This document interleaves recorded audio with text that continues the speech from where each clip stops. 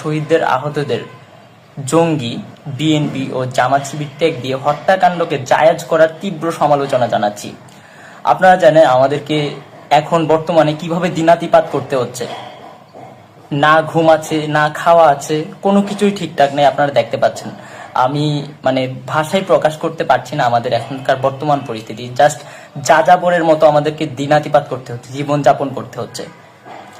তো আপনারা আমাদেরকে দেখতে পাচ্ছেন, যারা আমাদের বাংলাদেশে বিভিন্ন জায়গায় সমন্বয়ক আছে, বিভিন্ন আন্দোলনকারী আছে, তাদের সাথে কেমন অত্যাচার, অবিচার করা হচ্ছে।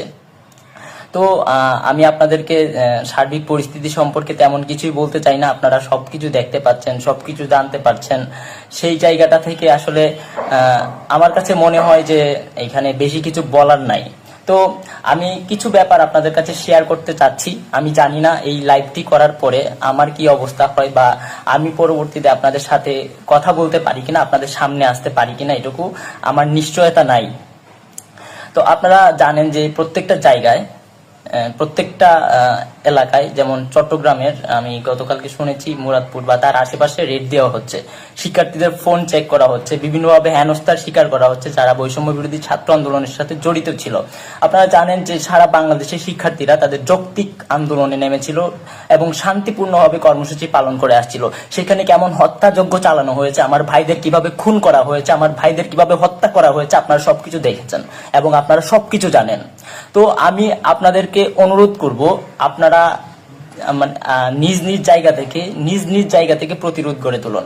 এবং আপনার ব্যক্তিগত ফোন চেক করার কেউ রাইট রাখে না, কারো অধিকার নাই আপনার ব্যক্তিগত মোবাইল ফোন চেক করার। তো সেই জায়গাটায় যদি আপনাদেরকে বা আপনার ফোন কেউ চেক করতে চায়, আমি বলবো আপনারা, দেশবাসীর কাছে আমার অনুরোধ থাকবে, আপনারা প্রত্যেকটা জায়গায়, প্রত্যেকটা বিল্ডিং এ, প্রত্যেকটা মহল্লায়, বাংলাদেশের প্রত্যেকটা আনাচে কানাচে আপনারা প্রতিরোধ গড়ে তুলুন এবং সবাই ঐক্যবদ্ধ হন। আপনার ব্যক্তিগত কোনো কিছু চেক করার রাইট কেউ রাখে না। তো আমি কিছু পয়েন্ট আউট করতে চাই আপনাদের সাথে। আপনাদেরকে প্রথমেই আমি বলতে চাই, প্রত্যেকটা মহল্লায় মহল্লায় মধ্যরাতে পাকিস্তানি হানাদার বাহিনীর ন্যায় অভিযান পরিচালনা করে ছাত্রদের ও সাধারণ মানুষকে গণগ্রেপ্তারের তীব্র সমালোচনা ও প্রতিবাদ জানাচ্ছি। আপনাদেরকে আমি অনুরোধ করব, আপনারা যে যেখানে আছেন, আপনারা সবাই গণগ্রেপ্তারকে গণপ্রতিরোধে রূপ দেন। যারা বাসায় বাসায় হুমকি প্রদানের ঘটনায় জাতির সাথে এক নগ্ন খেলায় নেমেছে, এর ফলাফল ভালো হবে না বলে আমি হুঁশিয়ারি জারি করছি। সরকারের বাহুবল হিসেবে যেসব মহল কাজ করছে, দেশপ্রেমিক জনতাকে আহ্বান জানাচ্ছি, তাদের চিহ্নিত করুন ও প্রতিহত করুন। বাংলাদেশের সাধারণ মানুষকে ঐক্যবদ্ধ হয়ে তীব্র প্রতিরোধ গড়ে তোলার আহ্বান জানাচ্ছি। রেমিটেন্স যোদ্ধা, আপনাদের প্রতি আমার বিপ্লবী সালাম এবং দেশ থেকে ভালোবাসা জানাচ্ছি, এবং আপনারা আপনাদের কর্মসূচি অব্যাহত রাখবেন।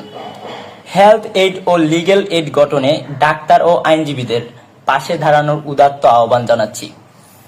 যে সকল শিক্ষক সমাজ ছাত্র জনতার সাথে দাঁড়াচ্ছেন, তাদের প্রতি বিনম্র শ্রদ্ধা ও ভালোবাসা। সেই সাথে বৃহৎ শিক্ষক সমাজের নীরব ভূমিকা দেশের মানুষের এত এত প্রাণের বলিদানে তাদের অবস্থানকে প্রশ্নবিদ্ধ করছে। সুতরাং মানুষের পাশে দাঁড়ানোর আহ্বান জানাচ্ছি। বাংলাদেশের দেশপ্রেমিক জনসাধারণকে এই অন্যায় হত্যাকাণ্ড গণগ্রেপ্তার বন্ধে সকলকে রাজপথে নামার উদাত্ত আহ্বান জানাচ্ছি।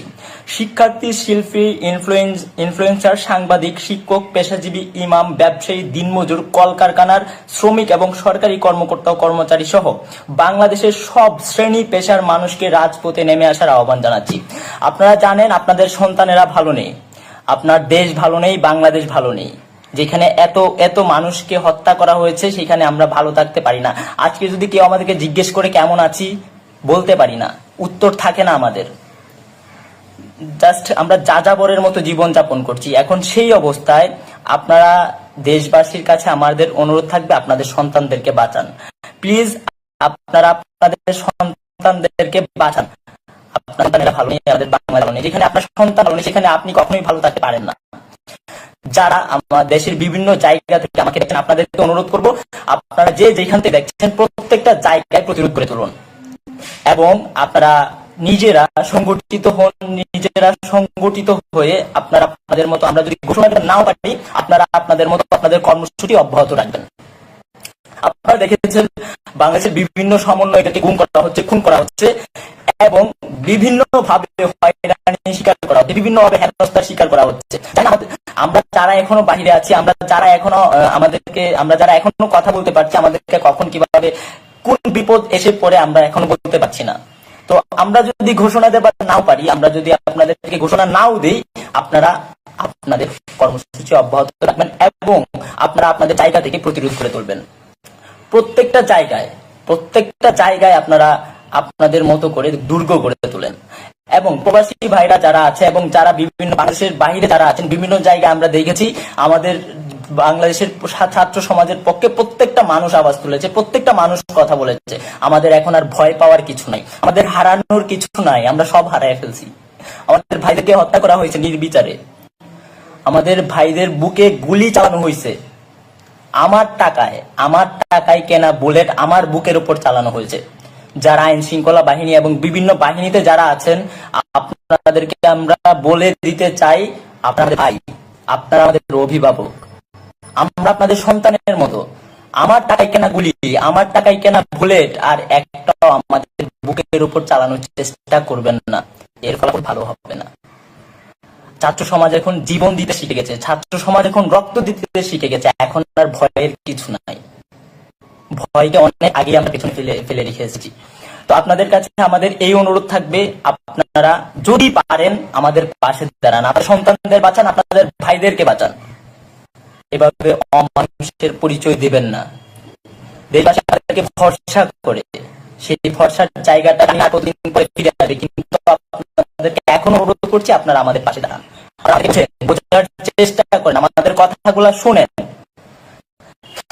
আমরা যদি আপনারা জানেন যে 17 বছরের শিশুকে আজকে রিমান্ডে দেওয়া হয়েছে, যেটা মানবাধিকার লঙ্ঘন। আমরা কোথায় বাস করছি?